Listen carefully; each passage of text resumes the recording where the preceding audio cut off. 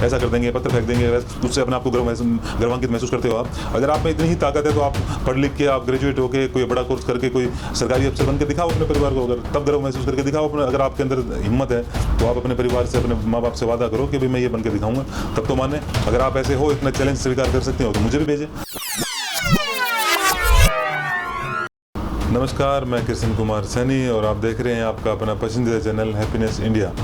Happiness India के खास कार्यक्रम कैसे आएगी हैप्पीनेस में आप सभी का स्वागत है।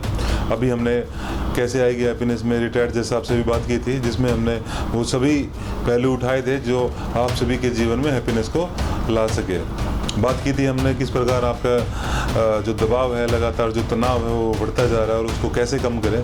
तो वहाँ जो डिस्कशन हुआ था वहीं से कुछ बातें निकल के आई थी और उस डिस्कशन में जो मुख्य धारा में निकल के बातें आई थी वो जैसे वकीलों के लिए या फिर जो जज है या फिर जो किसी न किसी तरीके से कंपटीशन एग्ज़ाम की तैयारी कर रहे हैं, वो बच्चे कैसे अपने स्ट्रेस को दूर करें, कैसे आगे बढ़ के अपने आप को ठीक रखें। तो ये सारी चीज़ें बात की थी हमने। पर मैं आज इससे हटके थोड़ी और इसी से जुड़ी हुई भी बात है जो इसमें अगर हम इसका एक तरीके से जुड़ाव भी होगा इस बात से। और जो बच्चे नए अभी ताज़ा जो जुलूसों में जा रहे हैं या फिर अलग अलग तरीके से कहीं ना कहीं अपने आप को इंगेज करने की कोशिश कर रहे हैं, उन सब के लिए भी आप देखिएगा कि कैसे आएगी हैप्पीनेस। तो मेरा ये मानना है कि अगर आपके जीवन में हैप्पीनेस लानी है, आपने सक्सेस लानी है, तो उसका सबसे बड़ा है कि आपके जीवन का कौन सा आधार है, तो वो है शिक्षा। जब तक आपके जीवन में शिक्षा नहीं होगी, आप शिक्षा लेके अपने दिमाग का विकास नहीं करोगे, अपने आप को विस्तार नहीं करोगे, तो आपका हैप्पीनेस आना बहुत ही मुश्किल है। अगर आप शिक्षा नहीं लोगे और सही लोगों के साथ अपने आप का जुड़ाव नहीं रखोगे तो आप कहीं ना कहीं भ्रमित हो जाएंगे और एक गलत राह पे जाके अपने आप को एक गलत दिशा में लेते चले जाएंगे। और जब उस दिशा में जाने के बाद क्या होता है कि लोग अपने आप को खुश रखने के लिए, अपने आप को बड़ा दिखाने के लिए फिर हम गलत काम करने लग जाते हैं।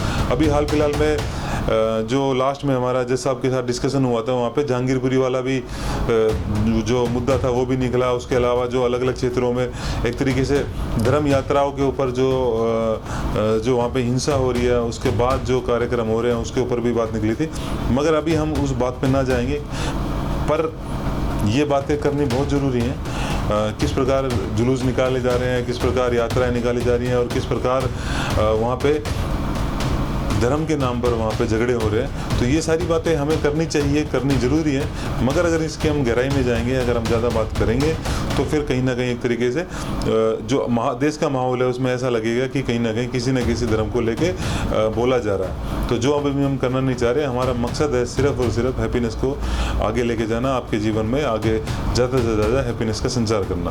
तो उन सभी बच्चों के लिए जो नए हैं, क्योंकि जो अभी जहांगीरपुरी के अंदर भी जो जुलूस देखा गया या फिर मध्य प्रदेश के अंदर या अलग अलग राज्यों के अंदर जो जुलूस देखे गए हैं, उसमें कहीं ना कहीं जो बच्चे थे वो बहुत ही टीनेजर थे, बहुत ही कम उम्र के थे। तो उन सभी के लिए मेरा और उनके माँ बापों से मेरा आग्रह है कि आप लोग अपने बच्चों को एक शिक्षा की ओर अग्रसर करें, शिक्षा का उनके जीवन में संचार करें।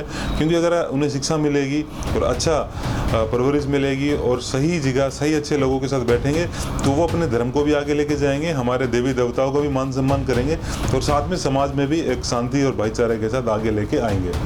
दोनों तीनों चारों तरफ के लोगों के लिए ये बातें हैं, चाहे वो हिंदू धर्म से हो, चाहे मुस्लिम से हो, चाहे सिख धर्म से हो या फिर जैन समुदाय से हो या फिर किसी और भी धर्म से हो, सभी के लिए, हिंदू मुस्लिम सिख ईसाई, हम सब के लिए ये बातें कर रहे हैं।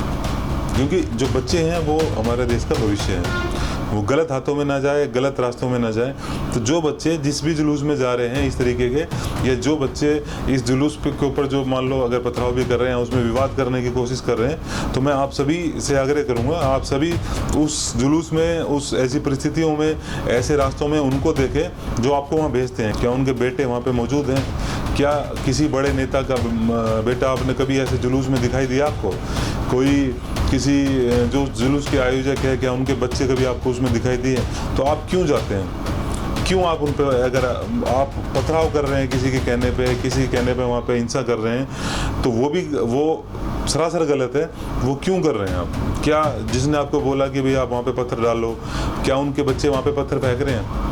आप सबसे पहले उस चीज़ का आकलन करें, क्या उनके 15 से 19 साल, 20 साल, 21 साल के बच्चे वो कहाँ हैं?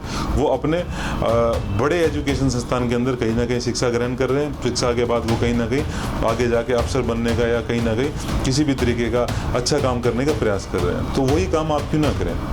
आप भी अपने जीवन में हैप्पीनेस लाएं, खुश रहें, अच्छे लोगों के साथ बैठें, अच्छी जगह पे जाके घूमें फिरें, वहाँ से अच्छा कुछ सीख के आएँ और फिर अपने जीवन में खुशियाँ लाने का प्रयास करें। और ज़्यादा से ज़्यादा शिक्षा लेके, शिक्षा का संचार अपने जीवन में करके अपने परिवार को और अपने समाज का नाम रोशन करें। जब आप शिक्षा लोगे तो एक बड़ा अफसर बन के दिखाओ। अगर आप कहते हो कि भाई हम वहाँ पे ले जाके ये झंडा गाड़ देंगे, ये कर देंगे, ऐसा कर देंगे, पत्थर फेंक देंगे, उससे अपने आप को गर्वान्वित महसूस करते हो आप।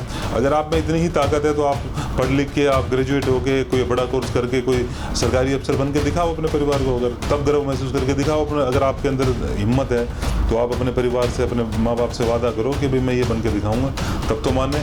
अगर आप ऐसे हो, इतना चैलेंज स्वीकार कर सकते हो तो मुझे भी भेजें। आप अपना वीडियो संदेश से या फिर अपनी मैसेज संदेश से हमारे हैप्पीनेस इंडिया 1@gmail.com पे आप ये संदेश भेज सकते हैं। अगर आपको ये चैलेंज स्वीकार है, आप हमें भेजो, हम देखेंगे कि आपकी क्या परवरिश है और कैसे आप आगे बढ़ के ये चैलेंज स्वीकार करेंगे। अगर नहीं है बस की तो फिर इसी में उलझे रहे और फिर थाने तहसील लेके, और जब FIR होएगी फिर उसके कोर्ट कचहरी के चक्कर लगाएं। जब आपके ऊपर FIR होएगी तो कोई आपको बचाव नहीं करने आएगा, आपको खुद आपका परिवार ही बचाएगा।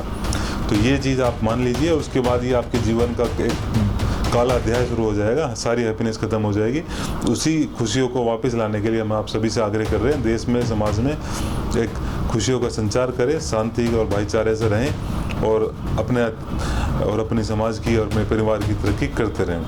हैप्पीनेस इंडिया के अगले न्यूज़ और कैसे आएगी हैप्पीनेस में मैं आपको एक नई शख्सियत से मिलवाने जा रहा हूँ जल्दी, जहाँ आपको बहुत कुछ सीखने को मिलेगा। बहुत कुछ आप उस ऐसे जो मैं वीडियो सेक्शन आप सभी के साथ लेके आ रहा हूँ, तो उनमें सुनिए, वे लोग हैं जो अपने जीवन को जी चुके हैं और जिन्होंने आप बचपन से लेके बुढ़ापे तक अलग अलग लोगों से मिलकर एक अलग ही एक्सपीरियंस लिया है और अपने जीवन को एक शीर्ष पायदान तक लेके गए हैं। तो आपको उनको सुनना चाहिए, अपने जीवन का इंस्पिरेशन बनाएं और आगे चल के अपने आप के भी अच्छा बेहतर बनाने के लिए ये आपको बहुत ज़रूरी है।